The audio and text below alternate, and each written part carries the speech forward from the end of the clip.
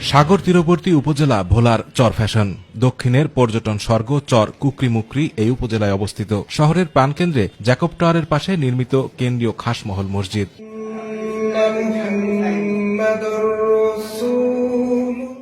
নির্মাণশৈলী ceramic ইটের গাঁথুনির ফাঁকে ফাঁকে নির্মল বাতাস ও উপরে মাকড়সা আকৃতির কাঁচের গম্বুজ ভেদ করে সূর্যের আলোকরশ্মি ছড়াচ্ছে মসজিদ জুড়ে। ভিতর বাহির নান্দনিক লাইটিং আর প্রকৃতিবান্ধব নির্মাণশৈলী ডিজাইন এই মসজিদ মেলবন্ধনে আবদ্ধ করেছে ইসলামপ্রিয় ধর্মপ্রাণ মানুষকে।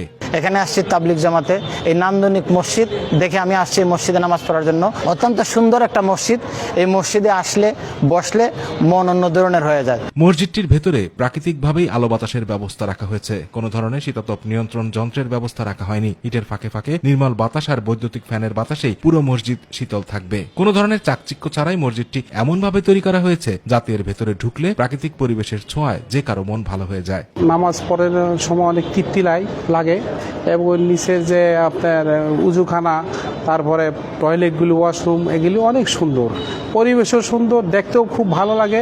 এখানকার মসজিদের পরিবেশটা যেমন সুন্দর, আশেপাশের পরিবেশ যেমন সুন্দর, এবং মসজিদের সামনে একটা যে টাওয়ার রয়েছে এই টাওয়ারটাও দেখতে খুব সুন্দর, এবং এই জন্য বাংলাদেশের বিভিন্ন স্থান থেকে মানুষ এখানে ঘুরতে আসে, পরিবেশ দেখতে আসে, নামাজ পড়তে আসে।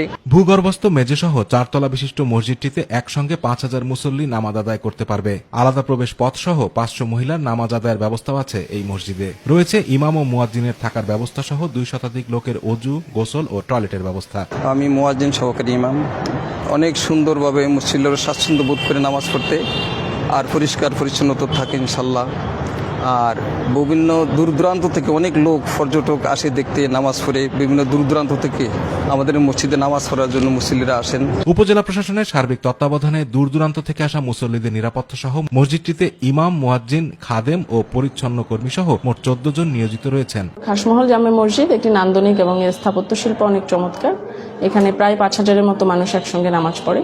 তো পবিত্র রমজান উপলক্ষে আমরা এইখান মসজিদের সর্বোচ্চ নিরাপত্তার ব্যাপারে সকল কিছু করছি। 2018 সাল থেকে মসজিদটি নির্মাণ করতে 5 বছর সময় লেগেছে। খরচ হয়েছে প্রায় 25 কোটি টাকা।